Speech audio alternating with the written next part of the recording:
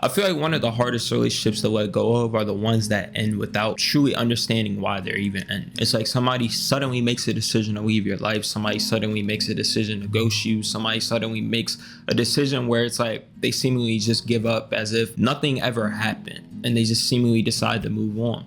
And it doesn't make sense. And it really just leaves you asking the question of why. Why did you make that decision? What did I do that led you to make this decision? You know, what could I have done differently?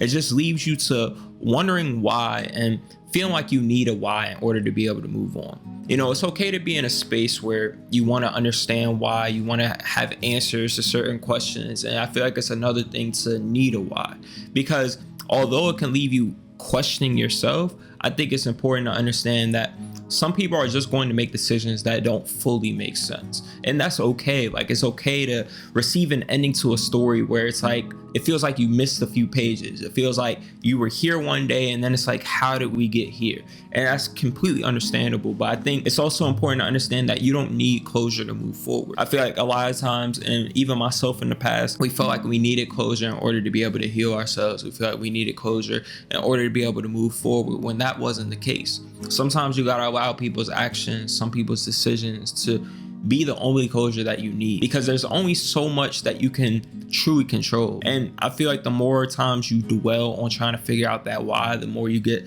stuck in the past and really just keep that emotional attachment to that relationship, because it's like you come up with a million different answers. It's like you replay every scenario, you replay all the past conversations and what you said, what you could have said differently, and it just basically just leads you down a path where there is no true definitive answer. It's like you're trying to solve a math problem that, there's no numbers involved, and it's just straight letters and it's just straight question marks and blanks. It's like you can guess all you want, but in the end, you'll never truly know. But real quick, if you feel like this is something that you're currently struggling with, being able to move forward in your life without closure and rebuilding your self-worth, be sure to check out my one-on-one coaching down below in the description. But back to the video.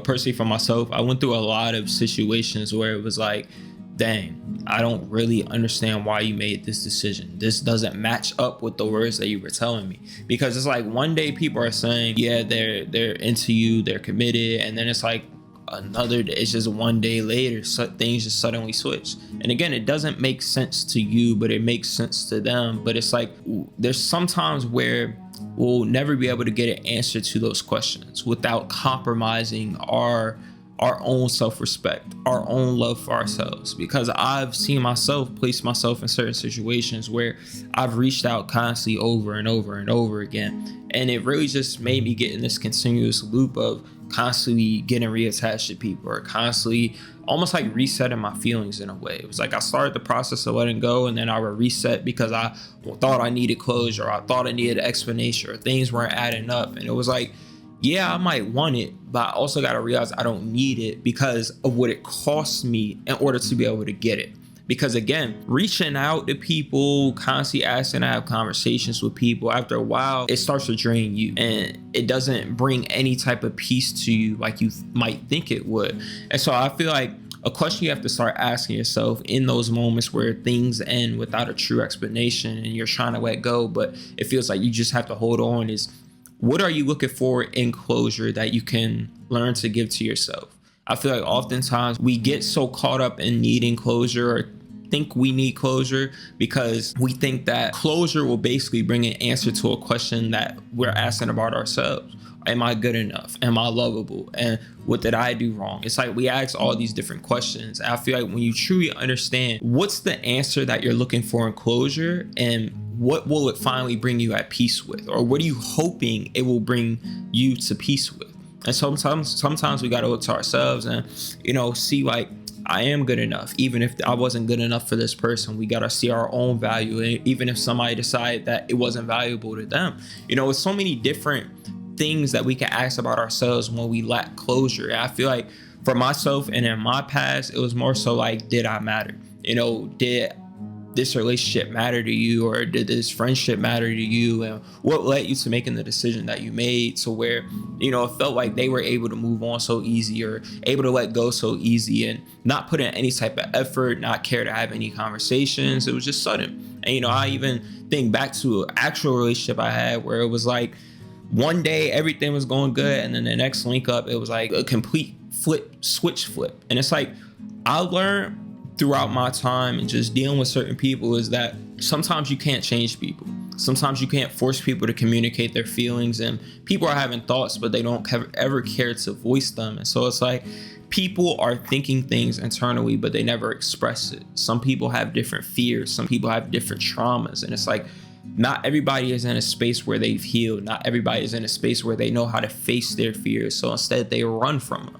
And it's like, it doesn't make sense to us, and it feels so sudden in the moment, but to them, that's what feels best for them.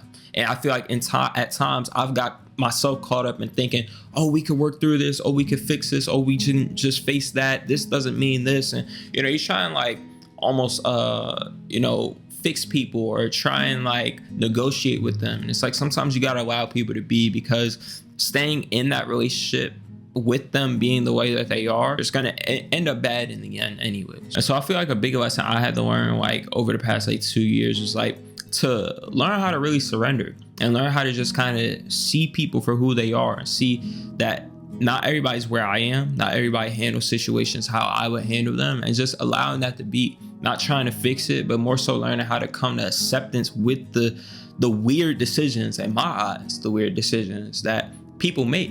Because sometimes you don't have the full story. Sometimes you don't understand what went through their mind to, lead them to the decisions that they make. And I feel like I found myself at a lot more peace with almost like adapting to the decision that they made, of whether they want to be in my life or not, whether they want to walk away, whether they want to end things, whatever. And just being like, okay, like if you feel that decision is what's best for you, then I will move forward. But understanding, I feel like I also had to get firm in understanding that it's more about them than it is about me, because their lack of emotional maturity, their lack of ability to maybe communicate their feelings and, give me closure in a way, is something that they have to resolve within themselves, whether they have a fear of conflict, whether they didn't want to hurt my feelings. I can't make myself responsible for that.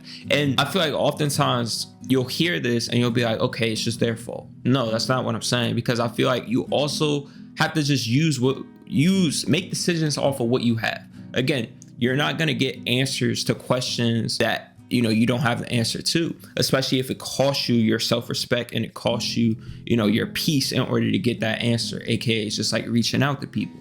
And so I feel like sometimes you just got to learn to grow yourself from what you have, reflect on certain memories, reflect on moments, and saying like, okay, where did I possibly compromise this? Where did I possibly make a mistake? And how can I be better moving forward in the future? Because that is all you have. And all you have is, their reaction without really the explanation. And so it's not a sense of beating yourself up. It's more so a sense of, how can I grow myself so that I might be able to show up in a better way moving forward in future relationships? But, even if I grow myself, that person may not come back around to see that better grown version of myself. But also just understanding like their decision doesn't have to mean something about my value. It doesn't have to mean something about my worth. It doesn't have to mean something about I'm not good enough, or that I need to change completely who I am, and that, there's something wrong with me. But I feel like the more that you move forward and find acceptance with their decision, that's where you kind of grow yourself from the situation. That's where you become more at peace with the situation, because initially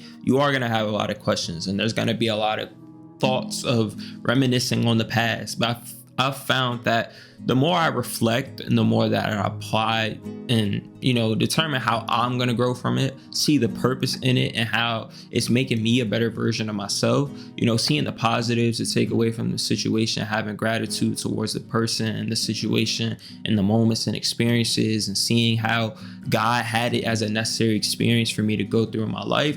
It's like, the more you do that, the more you become at peace with the fact that it happened.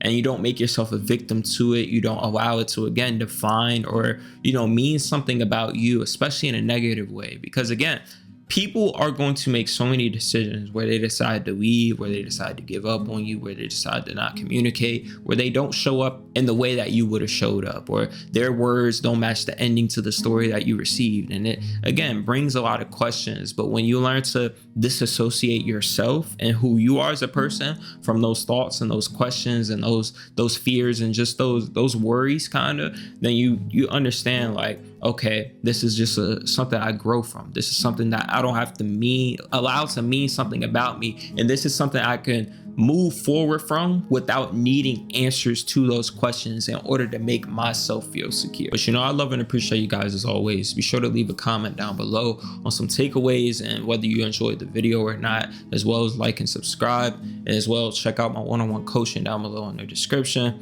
I'm gonna catch you guys in the next video. Peace.